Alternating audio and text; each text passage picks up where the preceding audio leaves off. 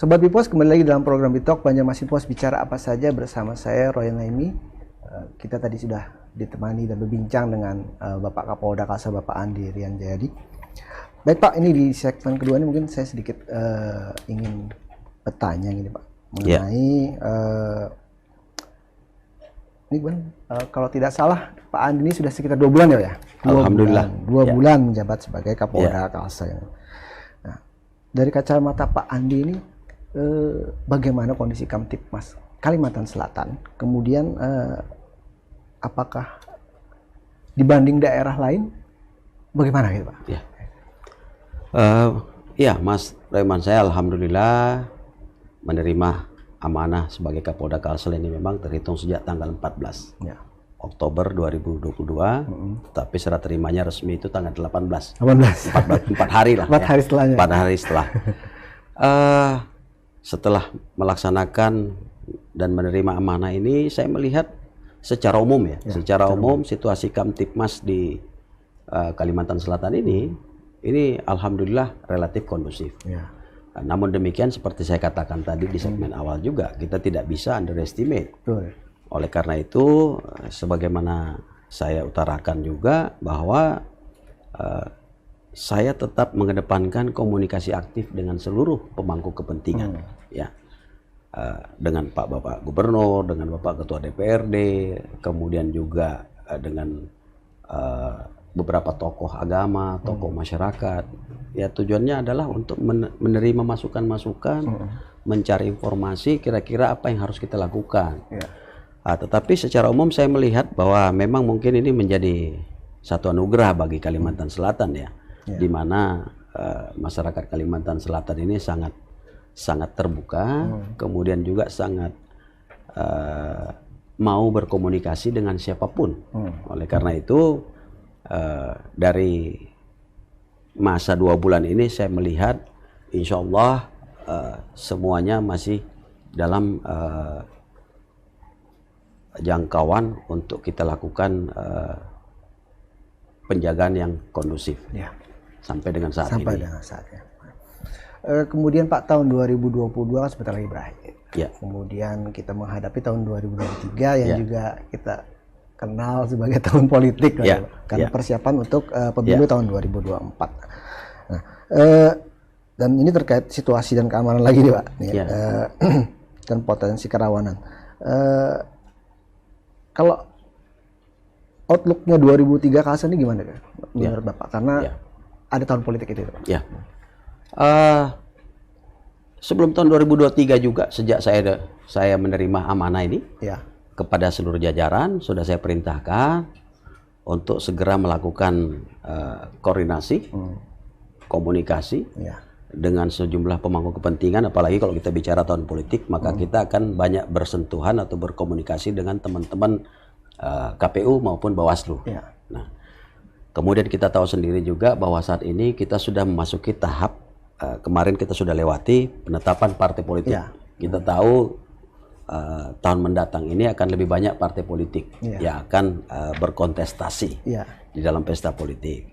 Nah, tentunya setelah ditetapkannya partai politik ini, kemudian saya tentu akan menindaklanjuti untuk menjalin komunikasi dengan seluruh pimpinan-pimpinan partai politik yang ada di daerah, baik di tingkat provinsi maupun di tingkat kabupaten kota. Nah, tujuannya apa? Ya, biar kita tetap bisa komunikasi. Menurut saya di Kalimantan Selatan ini masyarakatnya lebih mengedepankan komunikasi sih, insya Allah. Namun demikian untuk langkah-langkah preemptif, preventif, ini juga tetap kita lakukan. Termasuk kita tahu apabila menjelang kontestasi politik ini akan cukup tinggi kampanye-kampanye hitam, kampanye hitam, black campaign, mendiskreditkan seseorang atau pihak tertentu. Nah, ini tetap kita lakukan langkah-langkah monitoring. Selain tahun politik yang bisa meningkatkan suhu, kemudian pergesekan di masyarakat, itu potensi lain apa Pak di tahun 2023? Kemungkinan ini yang bisa mungkin jadi pelajaran kita lah supaya kita bersiap jangan sampai terjadi seperti itu? Ya, kita mungkin yang paling terdekat ya, yang diantisipasi oleh Polda Kalsel dan jajarannya, yang paling utama adalah kita menunggu di bulan Februari ini kan akan masuk tahap penentuan daerah pemilihan. Nah, penentuan daerah pemilihan ini juga akan berpengaruh siapa-siapa yang akan muncul di situ. Nah, tentu ini akan berpengaruh juga sosok-sosok yang akan muncul di daerah-daerah pemilihan tadi. Nah, mudah-mudahan kembali lagi saya katakan semua upaya dilakukan oleh Polda Kalsel, mulai dari langkah preemptif sampai dengan penegakan hukum. Jika memang itu harus dilakukan, ya kita akan lakukan.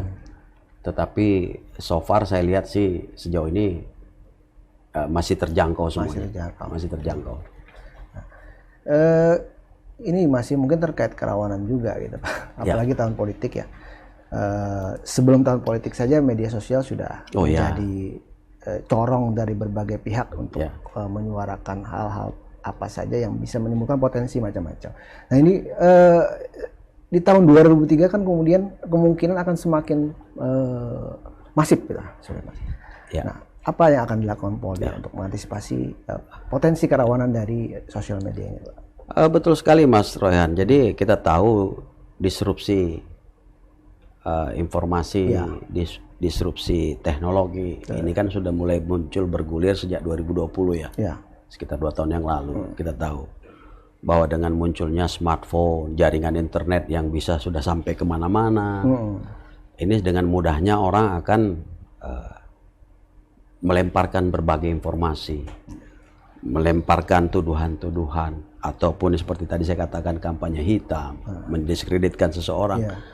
Nah, di Polda sendiri dan seluruh jajaran ini secara rutin dan tetap kita melakukan patroli-patroli cyber, baik yang dilakukan oleh teman-teman dari Bithumas, kemudian juga dari Direktorat, saya ulangi, Subdit Cyber Krimsus, termasuk juga dengan dari patroli cyber Direktorat Intelkam. Nah, semua ini kita monitor. Nah, tentunya dalam kesempatan ini mungkin ini kesempatan bagi saya untuk menghimbau kepada masyarakat untuk kita lebih hati-hatilah untuk menggunakan media sosial, terutama kita mengantisipasi jangan sampai dengan mudahnya melemparkan isu-isu yang tidak benar atau informasi yang tidak benar, seakan-akan itu menjadi satu kebenaran. Akhirnya malah menjadi resiko bisa terkena pidana. Nah, ini tentu tidak hanya menjadi tanggung jawab Polri, tetapi ini menjadi tanggung jawab kita bersama-sama dengan masyarakat, termasuk juga tentunya dengan teman-teman media. Betul. Bagaimana kita menyaring semua informasi sebelum kita membagikan. Karena tetap harus kita melihat apakah informasi yang akan kita bagikan itu adalah informasi yang valid atau tidak. Tapi memang ya kecenderungan sekarang sih mereka tidak peduli apakah benar atau tidak, pokoknya bagikan duluan. Siapa duluan? Duluan. Seperti itu saya lihat, Mas Rehan. Ya, sudah ada ya Pak tanda-tanda atau potensi di media sosial yang mungkin tahun 2003 ini akan. Untuk wilayah Kalsel belum? Belum. Untuk wilayah Kalsel belum. Insya Allah belum. Namun demikian ya seperti yang saya katakan tadi, kita tetap monitor, tetapi sampai dengan saat ini belum. Kemungkinan karena masih menunggu itu tadi, Mas. Siapa yang calon yang muncul nanti, sosok yang muncul nanti kan? Nah, terkait penindakan, Pak. Nah, itu sampai batas mana Polri akhirnya mengambil tindakan terhadap potensi kerawanan ataupun potensi ricuh atau apapun lah itu. Dalam tahapan tindakan preemptif, tindakan preemptif itu di dalam pola pelaksanaan patroli cyber itu akan diberikan teguran-teguran melalui jaringan internet juga kepada akun-akun yang melemparkan atau membagikan informasi-informasi yang tidak benar. Sampai dengan kita melakukan koordinasi dengan Kementerian Kominfo untuk melakukan take down terhadap akun-akun yang membagikan atau memblasting informasi-informasi yang tidak benar. Tetapi kalau misalnya sifatnya sudah sampai menyerang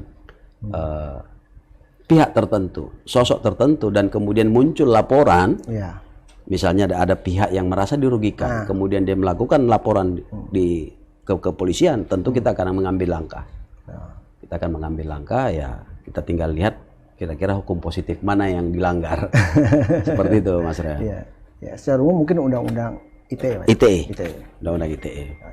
Termasuk juga ya yang perlu yang sering kita terapkan adalah pasal 14 ayat 1 dan 2 sampai dengan pasal 15 Undang-Undang Nomor 1 Tahun 46, penyampaian berita bohong. Penyampaian berita bohong. Ya, penyampaian berita bohong. Ini cukup tinggi nih ancamannya. bukan tujuannya untuk menakut-nakuti, tetapi maksud saya ya kita mencegah lah, jangan sampai nanti ada dari pihak keluarga kita atau dari saudara kita yang mungkin ikut terbawa ya, sampai melakukan tindakan yang kemudian dilaporkan seseorang yang merasa dirugikan. Kira-kira seperti itu, Mas Rehan. Betul, Pak.